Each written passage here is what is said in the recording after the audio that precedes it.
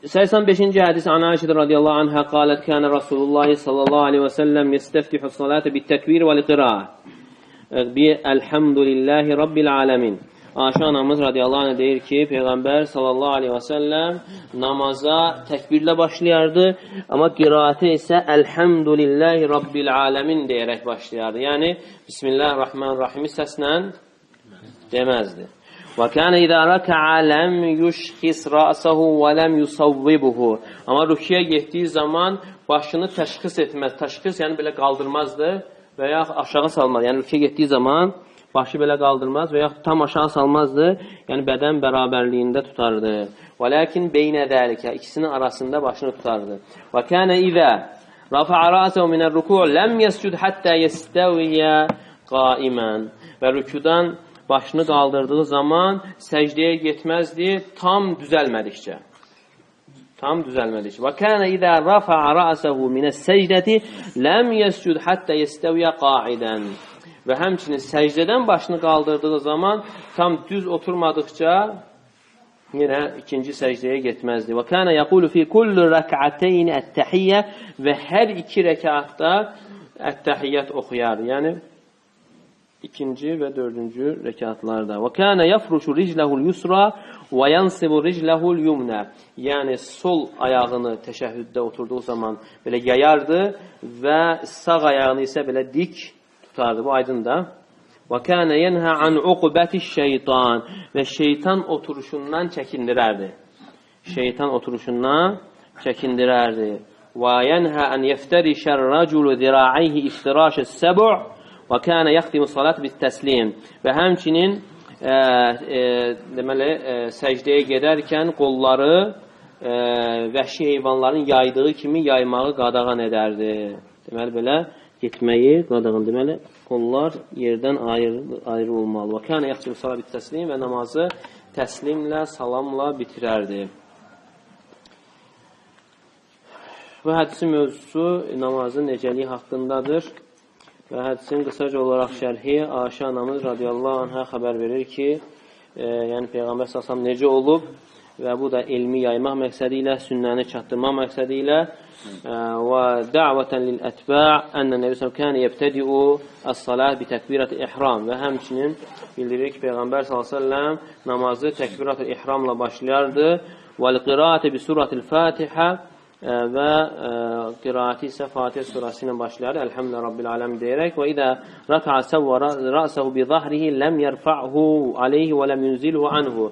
Və rüküyə getdiyi zaman başını bədənindən yuxarı qaldırmaz və yaxud da aşağı əyməzdi. Yəni bədənin bərabərliyində başını tutardı. Və idə rəfa'a minər ruku istəqarra qaimən thumma səcəd. Və rüküdən qalxdığı zaman tam düzələrdi, ondan sonra səcdəyə gedərdi.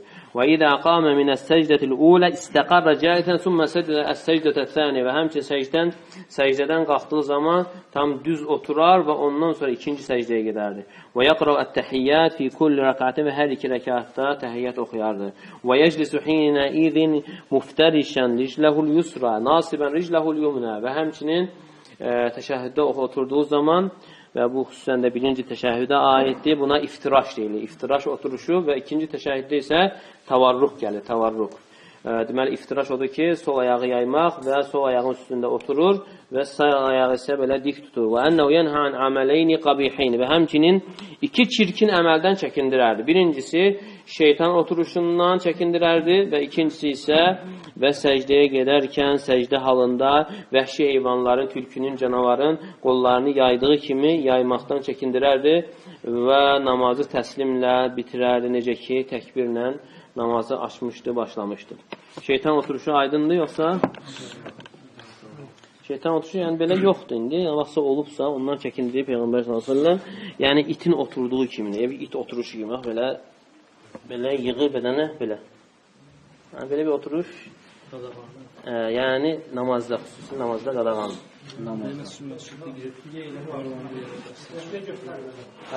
Deməli, yığırsan, it bədəni yığır, belə ayaqlarda əllərini belə qoyur da. Yalnız namazda gəlir. Namazda qadağandır. Ha? Yox, o da ixtilaf var. Qollar Ha? Qollar isə belə də vəhşi heyvan kimi yaymaq. Dirsəkləri. gəlib, yəni o da gələcək inşallah, tələsməyin. Fiqhul hadith fihi bəyan husn salati Rasulullah sallallahu və kəmaliyə və təmamihə. Yəni Peyğəmbər sallallahu namazının gözəlliyi və kamilliyi və tamamlığının bəyanı. Ət-tumaninatu fil arkani kullihə və həmçinin faydalardan bütün rükunlarda, bütün ərkanlarda tumaninənin olması. Tumaninə nə oldu? Rahat olma, yəni oynaqların öz yerinə, hər bir rükunda öz yerinə qayıtması. Dəvamu istiftahi aleyhissalam bi təkbiri və elhamdülillahi rabbil aləmin və Peyğəmbər s.ə.v-in davamiyyətli şəkildə namazı təkbirlə başlaması və qiraəti də elhamdülillahi rabbil aləmin sözü ilə başlaması. Fihi cevaz təsmiyyətü suvar bi ba'dihə kəlhamd vəl-bəqara vəl-tarih və qeyrihə. Yəni surələri surənin içərisində olan bəzi hissəsi ilə adlandırmağın caiz olması. Yəni əlhəmd dedir də, əlhəmd. Halbuki əlhəmd Fatihədə əlhəmd yəni bir yerdə işlənir, bir dənə sözdür. O da dəlildir ki, yəni bir sözlə, yəni bir hissəsi ilə surəni adlandırmaq. Məsələn, Bəqara. Məsələn, Bəqara 2 cüz yarımdır, amma orada bir hissəsində Bəqaradan söhbət gedir, yəni Bəqara adlanıb. Bəqara nə deməkdir? İnək. Və həmçinin faydadan ənə iftitahə salat la yəkunu illə bi Allahu Ekber fələ təkfi niyyə və la qeyru təkbir min alfaz ta'zim. Deməli, namaza giriş yalnız Allahu Ekber sözü ilə olur. Allahu Ekber sözü ilə olur və başqa sözlərlə olmur və həmçinin niyyət də kifayət deyildir. Amma Hənəfi məzhəbində görürsən yenə onlar deyirlər ki, başqa o mənanı ifadə edən sözlərlə olar. Yəni, Allahu Əcəl. Sən təkrar, Allahu Əcəl. Sən girmək olar deyir. Yəni, Allahu Əzam. Amma səhih olan odur ki, Allahu Ekber sözündən başqa sözlə təkbir olmur, yəni namaza giriş olmur. Leysə fi dələ alə ənəl bəsməl leysə minəl Fatihə liənnəl bədə bilhamd innəmə kənə cəhran fəl-bəsmələtü təkunu sirra. Və həmçinin, yəni hədis dəlil deyildir ki, yəni Bismillahirrahmanirrahim Fatihədən olmamasına dəlil deyildir. Yəni Bismillah deyilir, sadəcə gizlində, səssiz deyilir, amma Elhamdülillah Rabbil aləmin artıq səslə deyilir. Bəsmələ nə deməkdir? Bəsmələ nə oldu? Mənası? Bismillahirrahmanirrahim. Təsmiyə? Bismillah. Bəsmələ nə deməkdir? Bismillahirrahmanirrahim. Təsmiyə? Bismillah. Yəni, bəsmələ nə vaxt olur? Təsmiyə nə vaxt olur? Quran oxuyananda bəsmələ və başqa ondan qeyri hallarda isə nə? Təsmiyə olur. Və həmçinin faydalı ənə rakil la yarfa'u ra'sahu və la yusavvibuhu bəl yusavi beynə zahrihi və ra'sihi. Deməli, rüküyə gedən insan başını nə yuxarı qaldır, nə aşağı dikir, əksinə başını belin bərabərində tutur. Məşru'iyyətul i'tidal ba'da ruku və tumaninə fih. Deməli, rükudan sonra i'tidalin, yəni düz durmağın məşru olması, buyurulması və orada da tumaninə olması. Məşru'iyyətul culus beynə səcdəteyn və tumaninə fih və həmçinin iki səcdə arasında oturmaq və o oturuşda tumaninənin olması, yəni rahat oturmaq. Məşru'iyyətü təşəhhüd fi kulli rəkətin və hər iki rəkətdə təşəhhüdün oxunması və həmçinin faydalardan əl-iftiraş yəkun fi kulli culus illəl-əxir min salati zəti təşəhhüdeyn. Yəni, iftiraş oturuşu namazın, yəni hər bir yerində oturarkən hər bir oturuşda iftiraş olur. Yalnız axırıncı təşəhhüddə, yəni iki təşəhhüdü namazdırsa, ikinci təşəhhüddə isə təvarruk oturuşu olur. Və həmçinin faydalardan ənəhy yəni uqbəti şeytan və həmçinin şeytan oturuşundan qadağan olmaq, çəkindirmək və o da yəni elə bir ki, itin oturuşu kimidir. Ənəhy ən təşəbbu bir şeytan və həmçinin şeytana oxşamaqdan qadağa, çəkindirmə. Kullu harakə əvl cilsə lə tuvafiq şər fəhiyyə şeytaniyyə. Yəni, hər bir hərəkət və yaxud da oturuş şəriətin müvafiq deyilsə, o şeytani oturuş, şeytani hərəkət sayılır. Çünki şeytanın bəzəməsi ilə, şeytanın gözəlləşdirməsi ilə, azdırması ilə o hasil olur. Və həmçinin faydalardan ən-nəhyü anil iftiraş ində sucud kəftiraşi səbu'.